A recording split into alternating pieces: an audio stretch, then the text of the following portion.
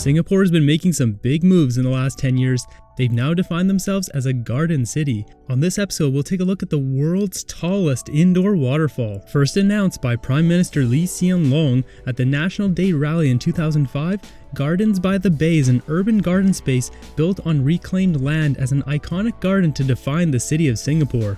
An international competition was held for the design of the gardens in 2006, which saw more than 70 entries by 130 firms from 24 countries.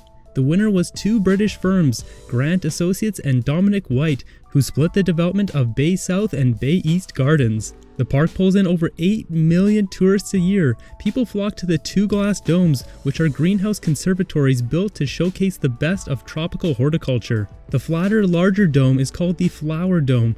It replicates a mild, dry climate and is filled with subterranean and semi-arid tropical plants. These would be plants from South America, South Africa, and some parts of Australia. The taller dome is called the Cloud Forest, which replicates a cool, moist tropical mountain climate between 3,300 feet and 9,800 feet, which is 1,000 to 3,000 meters. These regions are found in Southeast Asia, Middle and South America.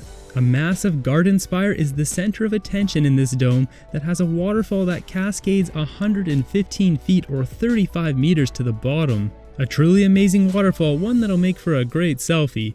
Spiral ramps allow one to enjoy the gardens from the top to the bottom with fresh, cool air. There's also an elevator that goes all the way to the top, so if you have problems walking uphill or you're in a wheelchair, you can simply coast your way down. The waterfall comes out in numerous different spouts, which creates an amazing spectacle.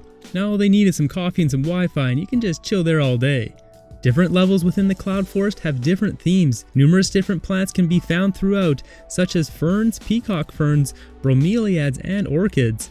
There are over 220,000 plants within the conservatories. The conservatories have an entrance fee, but if you're looking for something free, you can check out the grounds around the conservatories. Outside the domes are elaborate tree structures called super trees in the super tree grove. These tree-like structures range from 82 feet to 160 feet, which is 25 to 50 meters in height. The super trees are covered in over 162,000 plants from 200 different species. Above the super trees are a catwalk walkway that provide a view like no other. The tallest super tree in the Gardens by the Bay is over 16 stories tall. During nighttime, light shows can be viewed right on the trees that are cued to music. The super trees serve as an air intake and exhaust systems, as well as 11 of the 18 super trees are embedded with photovoltaic cells that harvest solar power. It cost over $1 billion to build the gardens and takes a whopping $58 million a year to maintain them.